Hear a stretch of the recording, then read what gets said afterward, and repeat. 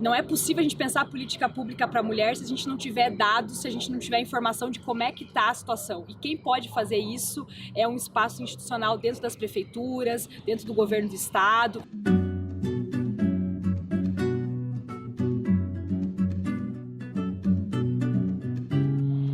A minha primeira experiência na política institucional foi em 2016, com a campanha de vereadora. Nunca foi a minha perspectiva ocupar esse espaço, mas eu entendo que é um espaço importante que precisa ser ocupado.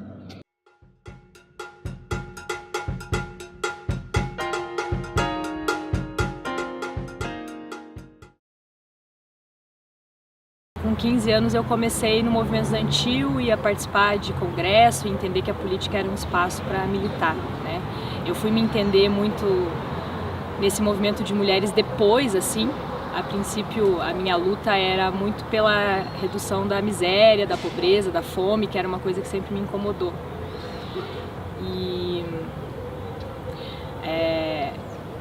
tive uma passagem, assim, uma experiência nos movimentos sociais de uma forma geral. Aprendi muito com pessoas mais velhas que me ensinaram muita coisa.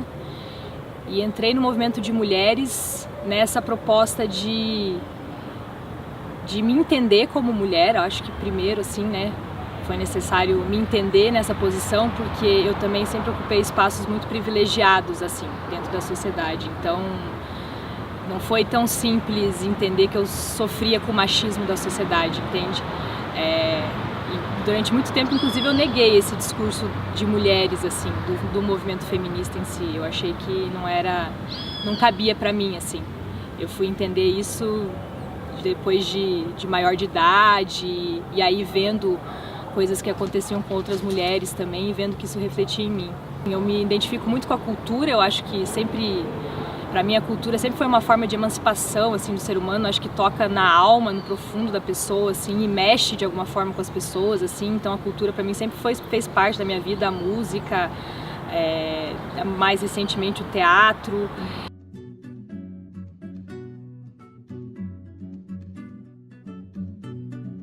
Um dos compromissos é o enfrentamento à questão da violência contra a mulher, então essa construção de uma rede de apoio que possa auxiliar a mulher a sair do ciclo de violência, acho que isso é essencial.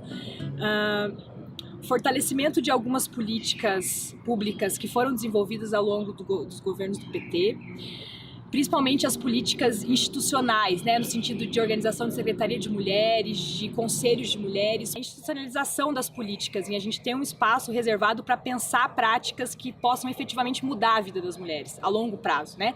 Então é essencial a gente voltar a ter essas estruturas que infelizmente foram sucateadas nos últimos períodos.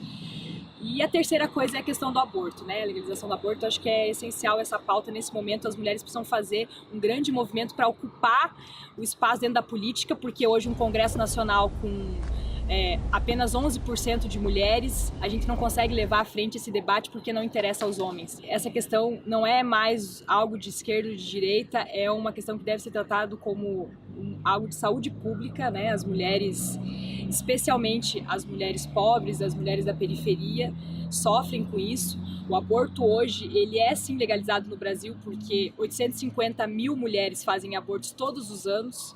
Quem tem mais condição de fazer isso faz em clínicas seguras, né, sem que isso tenha um reflexo na sua saúde, mas as mulheres que não têm condições econômicas acabam sendo as mais prejudicadas e afetadas com essa política do aborto. Aqui no Paraná, acho que tem muitas candidatas de valor, né? Eu acho que a gente deve olhar com atenção para isso e que todas subam junto, assim. A gente está num movimento que todas as mulheres devem subir junto, assim. A gente vem numa proposta também de empoderar outras mulheres, outras candidatas, outras referências para a nossa juventude.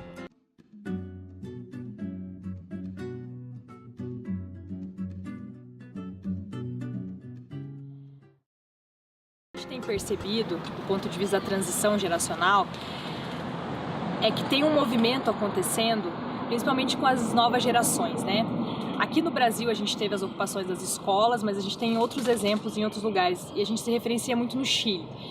O Chile passou por um processo de ocupações em 2008, em 2011, e isso veio mais forte. Inclusive, a cartilha que a gente usou nas ocupações das escolas aqui no Brasil foi referenciada no movimento que eles criaram.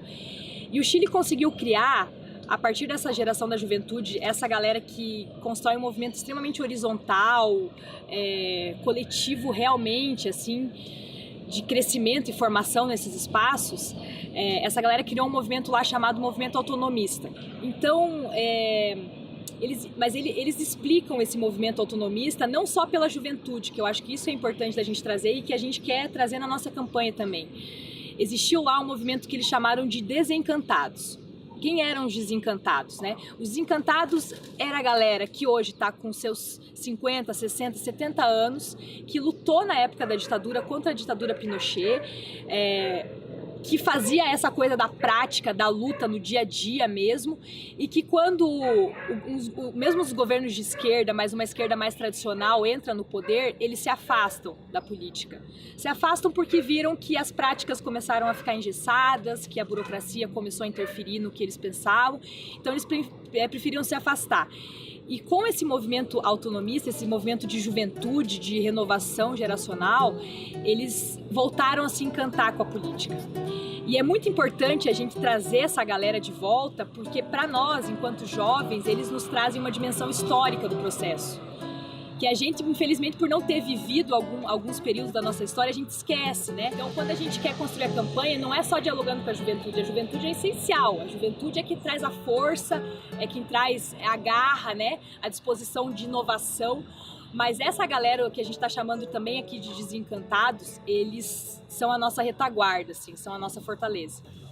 Para nós aqui em Cascavel, a gente tem uma realidade bem particular, que é uma região extremamente conservadora do ponto de vista da moral e também que tem uma história e uma formação econômica assim, muito pautada na disputa de terra, muito pautada no coronelismo, né, em poucas famílias que comandam economicamente a cidade inteira, né, que determinam quem entra na cidade e quem sai, né, que determinam a vida das pessoas a partir de um viés econômico, assim, puramente econômico. Então, a gente entende que esse modelo, o que a gente está chamando de Velho Oeste, e os deputados que foram eleitos hoje, que estão lá representando, estariam representando a gente enquanto região, eles se conectam com essa política antiga e com essas práticas antigas e com essa história carregada de sangue, né, carregada de mortes aqui. E a gente quer afastar isso. A gente entende que é possível sim construir aqui para a região um novo modelo de pensar política, que a gente tem chamado de Novo Oeste, que dialoga muito mais com uma agricultura familiar, que dialoga com uma agricultura orgânica, que faz o enfrentamento à questão do agrotóxico, né? A gente não quer isso na nossa mesa, a gente quer ser informado nos alimentos que vão o agrotóxico, a gente quer pensar uma educação que seja livre, uma educação que seja plural, né? A gente quer pensar práticas de saúde preventiva, então a gente entende que esse novo modelo de pensar a sociedade faz um enfrentamento direto com os políticos que aí estão e foram eleitos por essa região.